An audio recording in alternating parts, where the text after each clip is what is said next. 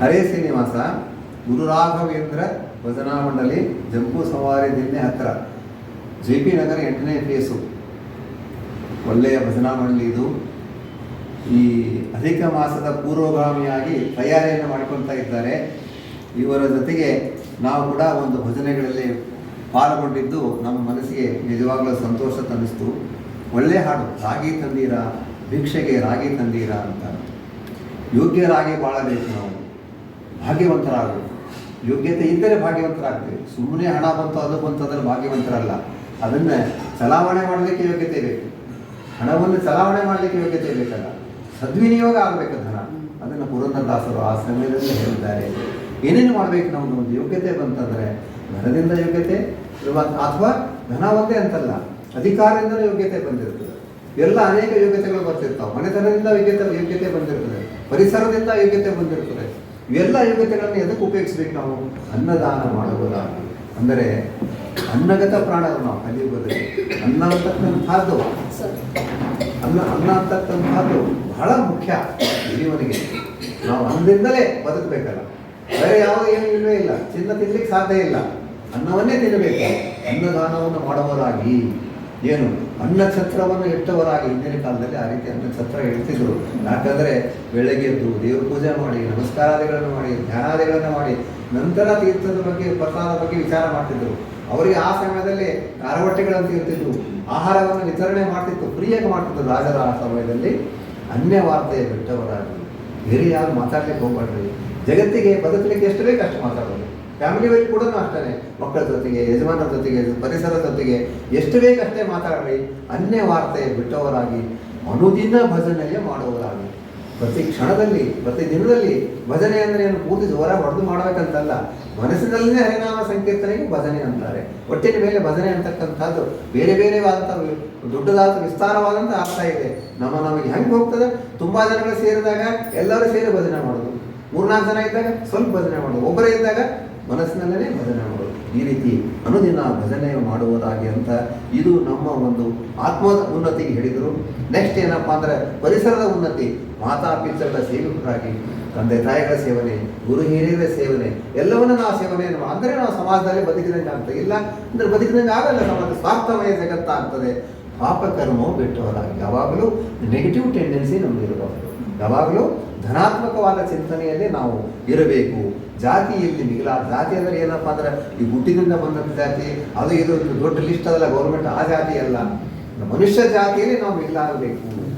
ಮನುಷ್ಯ ಜಾತಿ ಅಂತಕ್ಕಂಥ ಏನದಲ್ಲ, ಅದರಲ್ಲಿ ನಾವು ಹೌದು ಅನ್ನಬೇಕು. 4 ಜನ ಏನನ್ನಬೇಕು? ಒಳ್ಳೆಯ ವ್ಯಕ್ತಿ, ಆದರ್ಶ ವ್ಯಕ್ತಿ. ಅದಕ್ಕೆ ಜಾತಿಯಲ್ಲಿ ಮಿಗಿಲುವಂಥದ್ದು.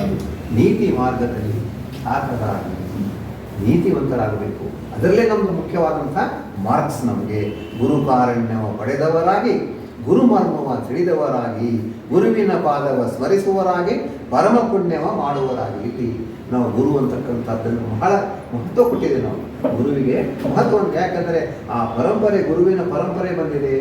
ವೇದ, ಉಪನಿಷತ್ತುಗಳು, ಪುರಾಣಗಳು ಅವೆಲ್ಲ ಅರ್ಥ ಆಗಲಿಲ್ಲ ಅಂತೇಳಿ ನಮಗೆ ಗುರುಗಳು ಆದಂತಹ ಯಾರು? ಪುರಂದರದಾಸರು. ಗುರು ಪುರಂದರದಾಸರೇ ನಿಮ್ಮ ನಮ್ಮಲ್ಲವೇ ನಂಬಿದೆ ಅಂತ. ಯಾಕೆ? ಆ ಪುರಂದರದಾಸರಿಂದ ಬಂದಂಥ ಅಂದರೆ ಶ್ರೀಪಾದರಾಜರು, ವ್ಯಾಸರಾಯರು, ವಾದರಾಜರು ಮುಂದೆ ತಂದುಕೊಟ್ಟಂಥ ಪುರಂದರದಾಸರಿಂದ ಬಂದಂಥ ಸಂತತಿ ಮನೆ ಮನೆಗಳಲ್ಲಿ ತಾಯಿಯೇ ಗುರುವಾಗಿದ್ದಾರೆ.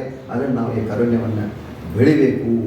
ಗುರುವಿನ ಪಾದವ ಸ್ಮರಿಸುವವರಾಗಿ, ಪರಮ ಪುಣ್ಯ ಹುಟ್ಟಿನ ಮೇಲೆ ಪುಣ್ಯದ ಕಾರ್ಯದಲ್ಲಿ ಇರಬೇಕು. ಪಾಸಿಟಿವ್ ಟೆಂಡೆನ್ಸಿಯಲ್ಲಿ ಇರಬೇಕು. ವೇದ ಪುರಾಣವ ತಿಳಿದವರಾಗಿ. ವೇದ ಪುರಾಣ ಓದಲಿಕ್ಕೆ ಆಗೋದಿಲ್ಲ ನಮಗೆ. ಅದರ ಅರ್ಥ ಏನು, ಅದರ ಮರ್ಮ ಏನಿದೆ ಅದನ್ನು ದಾಸ ಸಾಹಿತ್ಯ ಹೇಳಿದೆ. ದಾಸ ಸಾಹಿತ್ಯ ಓದುವವರಾಗಲಿ ಅಂತ ಅಲ್ವಾ? ಅದರ ವೇದನೆ ಜಗತ್ತನ್ನೇ ಆಳ್ದಂಗೆ ಆಯ್ತು.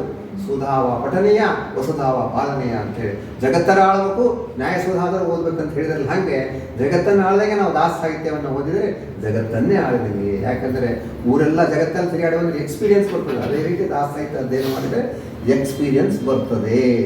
ಏನು? ಸಾಧು ಧರ್ಮಗಳ ಚರಿಸುವ ಒಳ್ಳೆಯ ಪವಿತ್ರವಾದಂಥ ಧರ್ಮ, ಸಾಧುವಾದಂಥ ಧರ್ಮ, ನೀತಿಯುಕ್ತವಾದ ಧರ್ಮವನ್ನು ಮನಸ್ಸಿನಲ್ಲಿ ಆಚರಣೆ ನಾವು ಮಾಡಬೇಕು.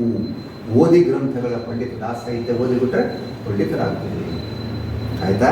6 ಮಾರ್ಗವ ಅರಿತವಾದ. 6 ಮಾರ್ಗ ಅಂದರೆ ಏನಂದರೆ ಷಡ್ದರ್ಶನಗಳು. 6 ದರ್ಶನಗಳಿವೆ. ಯೋಗ ದರ್ಶನವೂ ಅದರಲ್ಲಿ ಬಂತು. ಏನಪ್ಪ ಅಂದ್ರೆ ಪೂರ್ವ ಮೀಮಾಂಸ, ಉತ್ತರ ಮೀಮಾಂಸ, ವೈಶೇಷಿಕ, ನ್ಯಾಯ, ಇವೆಲ್ಲ ಏನು ಅವುಗಳನ್ನೆಲ್ಲ ಥಿಯರಿ ಅಂತ. ಆಯಿತಾ? ಮೂರು ಮಾರ್ಗವ ತಿಳಿದವರಾಗಿ ಸತ್ವರ ತಮ ಗುಣಗಳು ಏನಪ್ಪ ಭೂಭುವ ಸ್ವರ್ಗ ಮೂರು ಎಲ್ಲ ಬೇರೆ ಬೇರೆ ಮೂರು ಮಾರ್ಗಗಳನ್ನು ತಿಳಿದಿದ್ದೀನಿ. ಭೂರಿ ತತ್ವ ಬೆಳೆದವರಾಗಿ ಕ್ರೂರ ಸಂಘ ಬಿಟ್ಟವರು ಅಂದರೆ ಕೆಟ್ಟ ಜನಗಳ ಸಂಘಗಳು. ಹರಿದಾಸರ ಸಂಘ ದೊರಕೀತು ನಿನಗೇಗೆ ಇನ್ನೇನು ಅಂತಕ್ಕಂಥ ವಿಚಾರಣೆಯಲ್ಲಿ ಕೆಟ್ಟದವರ ಸಂಘ ಬಿಟ್ಟು ಬಿಡ್ರಿ, ಕಾಮಕ್ರೋಧ ಅಳಿರಿ, ನೇಮನಿತ್ಯ ಮಾಡ್ರಿ. ಅದೇ ಮಹಾಪದವಿ. ನೇಮನಿತ್ಯವನ್ನು ಮಾಡಿದರೆ ಅದೇ ನಮಗೆ ದೊಡ್ಡದಾದಂಥ ಪದವಿ. ಏನಪ್ಪ ಅಂದ್ರೆ ಪ್ರೇಮದಿ ಕುಣಿದಾಡಂದ್ರೆ ಮನಸ್ಸಿನಲ್ಲಿ ಸಂತೋಷದಿಂದ ಇರಬೇಕು. ನಾವು ಪಾಸಿಟಿವ್ ಥಿಂಕಿಂಗ್ ಯಾವಾಗಲೂ ನಗ್ತಾ ಇದೆ ಅಂತ ಹೇಳ್ತಾರೆ ದಾಸರು. ಏನ್ರಿ ಸಿರಿರಮಣನ ಸದಾ ಸ್ಮರಿಸು ಪರಮಾತ್ಮನ ಸ್ಮರಣೆ. ಏನು ಕಲಿಯುಗದಲ್ಲಿ ಕೇಶವ ಅಂದ್ರೆ ಸಾಕು. ಯಜ್ಞ ಏನೇನು ಹಿಂದಿನ ಕಾಲದಲ್ಲಿ ನಿತ್ತಲ್ಲ ಅದೆಲ್ಲ ಬೇಡ. ನಾವು ಏನು ಮನೆಯಲ್ಲೇನೆ ಅವನನ್ನು ಸ್ಮರಣೆಯನ್ನು ಮಾಡಿದರೆ ಸಾಕು, ಸಜ್ಜನರ ಸಂಘದಲ್ಲಿ ಇದ್ದರೆ ಸಾಕು, ಅಷ್ಟಿದ್ದರೆ ಸಾಕು. ಗುರುತಿಗೆ ಪಾಹವರಂತವರಾಗಿದ್ದರೆ ರಿಕಗ್ನೈಸ್ ಆಗ್ತದೆ. ನಾವು ಯಾರೆಲ್ಲ ರಿಕಗ್ನೈಸ್ ಆಗ್ತದೆ? ದೇವರಿಂದ ರಿಕಗ್ನೈಸ್ ಆಗ್ತದೆ. ಓ ನಮ್ಮ ಭಕ್ತ, ಇವನು ಒಳ್ಳೆ ಹುಡುಗ ಅಂತ, ಹುಡುಗಿ ನಂತರ ಅವನು ಒಳ್ಳೆ ಜೀವ ಅಂತ ಹೇಳಿ ಪರಮಾತ್ಮ ವಾಯುದೇವರು ತಿಳ್ಕೊತಾರೆ. ಕರೆಕರೆ ಸಂಸಾರ ಅಂದರೆ ಪರಮಾತ್ಮ ನಮ್ಮನ್ನು ಒಲಿದರೆ ಈ ಸಂಸಾರ ಹೋಗಿಬಿಡ್ತದೆ. ಪುರಂದರ ವಿಠಲನ ಸೇವಿಕರ ಪರಮಾತ್ಮ ಪುರಂದರ ವಿಠಲನನ್ನು ನಾವು ಸೇವೆ ಮಾಡಬೇಕು. ರಾಗಿ ತಂದಿರ ಭಿಕ್ಷೆಗೆ ರಾಗಿ ತಂದಿರ ಅಂತಕ್ಕಂಥ ಈ ಒಂದು ಪದದಲ್ಲಿ ಪುರಂದರದಾಸರು ಎಷ್ಟೆಲ್ಲವನ್ನು ಅಡಗಿಸಿದ್ದಾರೆ. ಪೂರ್ತಿ ನಮ್ಮ ಜೀವನದ ಪಾಠವನ್ನೇ ಅಡಗಿಸಿಬಿಟ್ಟಿದ್ದಾರೆ. ಇದರ ಅರ್ಥವನ್ನು ನಾವು ತಿಳ್ಕೊಂಡು ನಾವು ಪುನೀತರಾಗಬೇಕು. ಇದೇ ರೀತಿ ನಿಮ್ಮ ಬದಲಾವಣೆ ಗುರುರಾಗಂತ ಬದಲಾವಣೆಗೆ ಇಷ್ಟು ದೂರದಲ್ಲಿದ್ದು ಭಜನೆ ಸಂಘಟನೆ ಮಾಡಿ ಎಲ್ಲರೂ ನೀವು ಮಾಡಿದರೆ ಇದೇ ರೀತಿ ಉನ್ನತಿಯನ್ನು ಸಾಧಿಸಿರಿ. ಅಧ್ಯಯನವನ್ನು ಮಾಡಿರಿ, ದಾಸರ ಭಜನೆ ಕೀರ್ತನೆ ಮಾಡಿರಿ, ಪರಮಾತ್ಮನ ಪಾದಗಳೇ ಸಮರ್ಪಣೆಯನ್ನು ಮಾಡಿರಿ. ಒಳ್ಳೆಯ ರೀತಿಯಾಗಿ ದೇವರು ಅನುಗ್ರಹ ಮಾಡ್ತಾನೆ.